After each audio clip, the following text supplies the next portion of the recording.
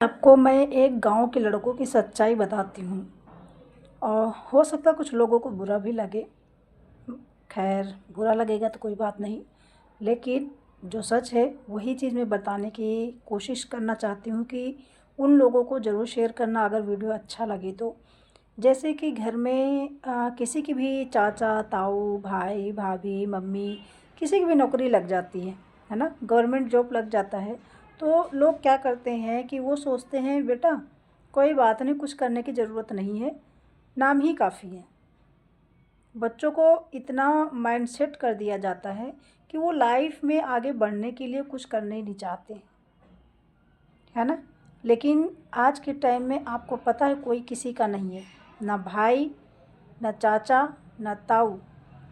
और दूसरी बात है, सबसे पहले जो माँ बाप के भी ज़मीन भी होती है ना, उसमें भी जितने बच्चे होते हैं वो डिवाइड हो जाते हैं ना, उसमें भी माँ बाप का भी एक हिस्सा लग ही जाता है। ये आपने देखा होगा। और ये तो रीत चली आ रही, कुछ लोग तो यही बोलेंगे कि रीत चली आ रही, बट ऐसा नहीं है।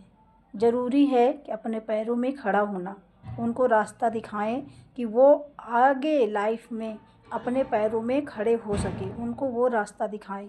ये उन्हें बढ़ावा मत दें कि आपके मम्मी नौकरी कर रही है, आपके पापा नौकरी कर रहे हैं, बेटा आपको करने की ज़रूरत नहीं है, आपके लिए इतना करके जा रहे हैं। बहुत ऐसे पेरेंट्स हैं, बट ये चीज़ गलत है। बच्चों को अपने पैरों में खड़ा करने के लिए उनको प्रोत्साहन दें, मोटिवेट करें और उन्हें सही रास्ता दिखाएं। क्योंकि आज के टाइम में भाई कोई किसी का नहीं है। सगा चाहे भाई हो, उसमें भी अगर माँ बाप की ज़मीन है, नौकरी है, तो उसमें भी डिवाइड होगा। हर जगह आपको हिस्सेदारी मिल जाएगी।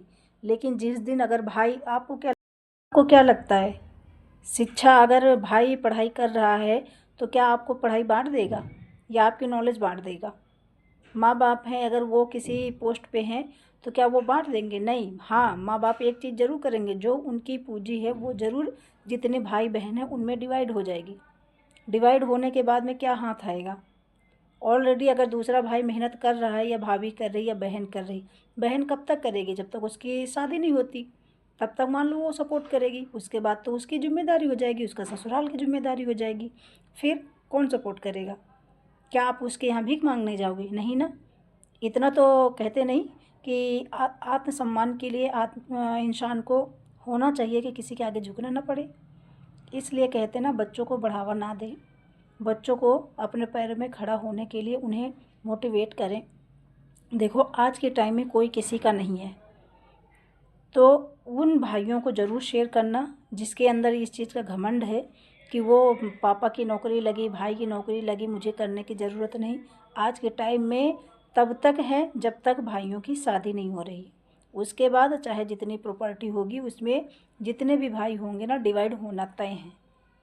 और कहाँ तक माँ बाप को भी डिवाइड कर देते हैं। माँ बाप की भी कीमत नहीं समझते हैं कि माँ बाप ने क्या हमारे लिए खोया है।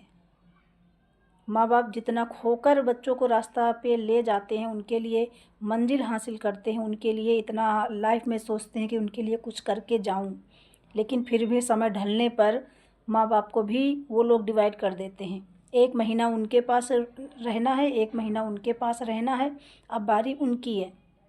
तो इसलिए कहते हैं ना, आज के टाइम में भाई कोई किसी का नहीं है।